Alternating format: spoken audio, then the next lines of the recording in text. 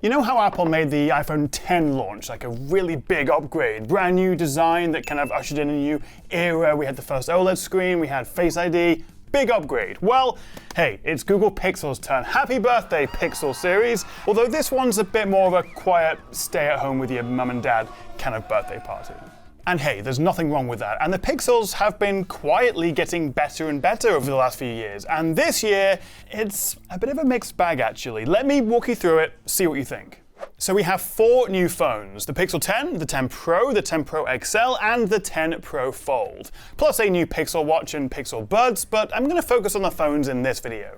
And across the board, we have new colors, we have a new chip, the Tensor G5, new cameras, well, sort of, with the regular Pixel 10 now getting a 3rd telephoto lens, just like its big Pro brothers. We get brighter screens, better speakers, bigger batteries, a whole bunch of new AI features, including a very nifty new long-range AI camera zoom for the Pro phones. We also have these new Magic Cues, which might just be the smartest thing I've seen on a phone in quite a long time, and also a, well, slightly awkward new live translation tool mimicking your tone of voice.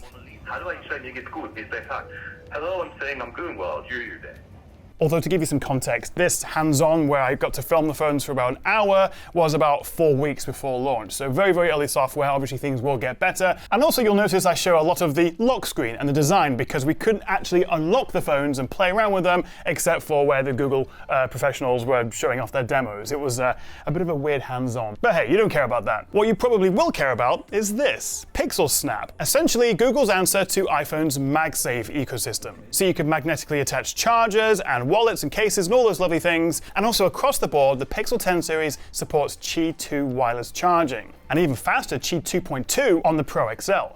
So while there's maybe no crazy chuck your current phone in the bin, rush out and buy one, put your hat on feature, mixing my metaphors there's no one like single thing except maybe Pixel Snap that's like, holy crap, I want to buy a Pixel 10 series. But there's lots of little upgrades that add up to quite a nice refinement. Prices have stayed the same, at least here in the UK, and as always, being Pixel phones, they will always be the first to get new Android software. Google promises 7 years of updates, and there's no ugly third-party skins or bloatware. I like a Pixel, I really do, but I think they could have done a bit more with the 10 series, and I'll explain why in a second. But first, we have to talk about the most important thing when it comes to new phones. That's right, the colors. The regular Pixel 10 comes in indigo, frost, obsidian, and lemongrass, or as I like to call it, radiated piss yellow. It's tip-top. It's just I'm not sure about the colour. The Pros come in a very nice jade and moonstone, as well as the usual obsidian and porcelain, with the 10 Pro Fold in moonstone and jade. I reckon I would get the indigo Pixel 10 and probably the moonstone for the Pro or the Fold, but what do you reckon? Design-wise, it's all very similar to last year's Pixel 9 series, and that's fine. I think Google have a good thing going here. It looks good, it's very comfortable to hold with these rounded corners, feels a lot like an iPhone if I'm honest. The biggest change really is just how similar the regular Pixel 10 and the Pros now look, as they both have this triple camera system. Obviously you've got the bigger one, that's the Pro XL, but aside from that, kind of hard to tell between them. So I asked one of the Google chaps at the event, and he said, well, the regular Pixel 10 has a matte finish on the frame, the Pro series is glossy. You will also notice, if I show you the bottom of the phone here, how it looks a little bit different to last year's phone, because all Pixel 10s benefit from an upgraded top speaker by the earpiece, but the Pro XL, only the big one, also gets an improved bottom speaker, and I'll test the difference properly in my full review. They're also all a touch heavier. The 10s added 6 grams, the Pro 8 grams, Pro XL 11 grams, which makes it 232, basically the heaviest flagship out there. Fortunately, the Fold's only 1 gram heavier, and it is actually 0.4 millimeters thinner when folded, thanks to a new gearless hinge, which they promise will last more than 10 years. So hey, make sure you like and subscribe, and I will see you in 2035 for my long-term review of the Pixel 10 Pro Fold. Oh, and speaking of the Fold, this is actually the first foldable to get an IP68 dust and water resistance rating, which matches the rest of the lineup. It also has tougher screens and slightly thinner bezels, although they didn't really make it easy for us to see, as all the phones were restricted to the lock screen outside of the specific demos. Now, while everyone and their dog will be talking about whether they love or hate the lemongrass color and Pixel Snap and all those things, I did a little bit of digging into the tech specs of the Pixel 10 series provided to me by Google, and it turns out they've dropped the SIM card, the physical SIM card support in the US. Just like the iPhone, outside of America it's still available, but for my US friends across the entire Pixel 10 series, you are now limited to eSIM only. That's a bit disappointing. Also, I noticed for whatever reason, the standard Pixel 10 is Wi-Fi 6E. Last year's Pixel 9 was Wi-Fi 7. It doesn't affect the 10 Pro series or the Fold, they're still Wi-Fi 7. And also when we come to the cameras in a second, there's also another big downgrade. But first, let's talk about the new brightness, the higher brightness. We have the same screen sizes across the board, 6.3 inches on the 10 and 10 Pro, 6.8 on the Pro XL. Same size, same resolution, same refresh rate, with the Pros getting the more dynamic 1 to 120 Hz versus 60 to 120 on the base 10. Apple, are you watching? 120 Hz on the base phone.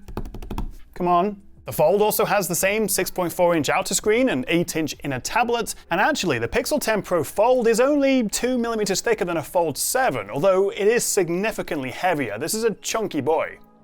But the good news is Google have bumped up the brightness across all phones by around 10%. The Pixel 10 goes from 1800 nits in HDR to 2000, the Pros go from 2000 to 2200, with a similar jump for their peak brightnesses. Always good to see an improvement to the brightness, but unfortunately no mention of the PWM, the pulse width modulation, because currently I think with the Pixel 9 series they're about 240 Hz PWM, which is the lowest really among all flagship phones, so that's a bit disappointing we didn't see an upgrade there. Now I think it's fair to say that Pixel phones have never been the fastest, or the longest lasting, or the fastest to charge. In fact, in my battery tests, the Pixels typically come last, or second from last. Well then, fingers crossed that the new Tensor G5 chip, along with bigger batteries, will give the Pixels a nice little boost. And in fact, if we talk about the batteries first, 4970, 4870 and 5200 mAh respectively. Although I'm a bit surprised the Pro has a slightly smaller battery than the base model, but we're still talking between sort of 4 and 6% higher capacity than last year. And also confidently claiming the Pro XL has the longest battery life ever on a Pixel. Hey, I'm here for it, but I'm going to test all that in my full review. Also good news that the Pixel Fold, the 10 Pro Fold, has a significantly bigger battery as well. We've gone up from, 4650 to 5015 mAh, which makes it significantly bigger than the 4400 mAh you get in the Fold 7. So I'm expecting the new Fold to have the biggest jump in terms of battery life. As for charging, they all support 30-watt wired, with the exception of the Pro XL, which enjoys a beefier 45 watts wired charging. Plus, they're all Qi 2 certified, which is still 15 watts wireless, but once again, the Pro XL comes into its own as it's the only one to get Qi 2.2, meaning it supports up to 25-watt wireless charging. So what exactly does Qi 2 do if it supports the same 15-watt charging as the current Pixel 9s? Well, it's not so much about raw higher wattage, but efficiency and also access to accessories. The Qi 2 standard effectively borrows the MagSafe magnets from the iPhone. Apple gave the Qi 2 certification board the same technology, so we have those essentially MagSafe magnets in the Pixel 10 series now, which means it will support probably MagSafe accessories. I didn't get to try it, but at least the Pixel Snap accessories, so wallets, chargers, phone mounts, all these things wirelessly without having to put a case on it, which is the case if you buy one of these phones that say it's Qi 2 ready. That just means that it can support it if you put a case with magnets on it. But then, as I say, the Qi 2.2 on the Pro XL also bumps up the wattage to 25 watts. So it's a newer standard, it's more reliable, more efficient, less heat, and you get access to a new ecosystem of magnetic accessories. But what about the G5 chip, the Tensor? Well, as you might expect from a brief hands-on, I didn't get any chance to play games or run any benchmarks, boo. But Google, as you can imagine, are very excited about their new chip. The biggest upgrade to Tensor we've ever seen, they say. It's a 3nm TSMC chip, which they're claiming is about 64% faster in terms of AI, about 30-ish% faster, 34% faster for the CPU, and just generally they're saying double digits improved, which could be between 10 and 99%. For the overall phone versus last year. So, hey, we'll have to see, but they seem pretty confident it's a big step up. And of course, we're getting a new image signal processor, so that should impact the camera quality, and also I'm assuming an improved modem for network connectivity, and also hopefully it's more efficient as well to help improve battery life. Lots of things that need to be tested in my full review. So the G5 is paired with 12 gigs of RAM on the Pixel 10 and 16 on the Pros and the Fold, and also 128 gigs of storage as standard. You have to go for the Pro XL or the Fold if you want 256 gigs of standard. Oh, and there is also a new 1 terabyte option for the new 10 Pro Fold if your name is Mr. Moneybags. So far so good then, but let's talk about this camera situation because we do have a bit of a situation here. I kind of feel like Pixel cameras have plateaued a bit over the last couple of years. Gimmicky new features in place of actually better hardware. I don't really love their portraits like I used to. So you're probably thinking, oh, well, it's the 10th anniversary of Pixel. They've probably made some big improvements to the camera this year. Well, to kick off, the Pixel 10 Pro and Pro XL have exactly the same camera hardware. No change at all. Well, the main camera, they say, has slightly improved image stabilization, and also there's this new AI Pro Zoom, which kicks in when you go beyond 30 times. This is exclusive to the new Pro phones. And unlike some rivals, actually, it's all done on device. You don't need an internet connection, but essentially it's just AI upscaling, so good for landscapes and buildings, not so good for text or people's faces. Let's talk about the base Pixel 10. The good news is that it does now get a third lens, the telephoto, essentially borrowed straight from the Pixel Pro Fold, with its 5x optical zoom. Nice, but where Pixel giveth, they also taketh away, because it appears the ultra-wide cameras had a massive downgrade. 48 megapixels down to 13, a 1/2.55-inch sensor down to 1/3.1, and it's lost autofocus support. And most frustratingly, the main camera on the Pixel 10 downgraded from 50 megapixels last year to 48, and the 1/1.31-inch sensor is now a much smaller 1/2-inch. That is the same main camera as the Pixel 9a. What's happening? So the Pixel 10 adds a telephoto but nerfs the other two lenses, and the 10 Pro series stays the same. Great. Also, compared to the Pro models, the base Pixel 10 doesn't give you 8K video recording option, not the end of the world, but also you do miss out on video boost and also night sight video. The other problem is that because the Pixel 10s and the Pros now basically look the same, at least in terms of the camera system, the average person going into a shop may think, well, that's the same camera. Well, they are definitely not the same cameras. If I put the specs side by side, on paper, there's actually a huge difference. I'm also a little bit confused by the Pixel Pro Fold's new camera. Google say that we have a new main camera on the 10 Pro Fold, but according to the specs, it's identical to the previous one. Same resolution, sensor size, aperture. And that's along with the same 10.5 megapixel ultra-wide and the same 10.8 megapixel telephoto as before. However, the Pixel 10 series does have a few tricks up its sleeve in the form of the new ISP on the new chip and also some interesting new software features. Firstly, Google say that the color, detail, noise reduction, focus, zoom are all improved on the new Pixel phones, which of course are things that aren't really present on a spec sheet. They've also upgraded the portrait mode to make it more authentic looking, but also have a look at this. This is Camera Coach, giving you tips and advice within the camera app for composition, for better angles, editing, basically getting the best shot. And this is using on-device AI with Google Gemini. We also have this guided frame, an accessibility tool which works on any scene and verbally describes what the camera is seeing. The center, wearing glasses, smiles at the camera and holds his camera at arm's length.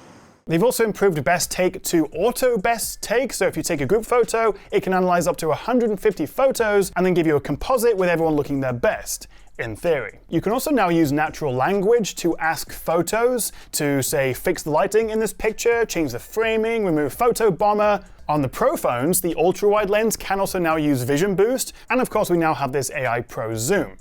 Last but not least though, the Pixels do of course ship with Android 16, and also we get their latest Pixel UI called Material 3. Obviously this will be coming to older Pixels as well, but it is quite cool with these new live effects on the home screen, 7 years of software updates, and if you do buy a Pixel 10, they'll chuck in a year of Gemini Pro for free, which includes their Veo 3 video generation. Also coming to the UK and North America, at least to start with, we have Magic Q, which uses Gemini to help give you relevant information. So for example, if you're calling an airline, it'll then pull the relevant information from your Gmail onto the screen, or if your friends ask for information, it'll pull from your calendar, and you'll see this little rainbow outline to show where Magic Q can help.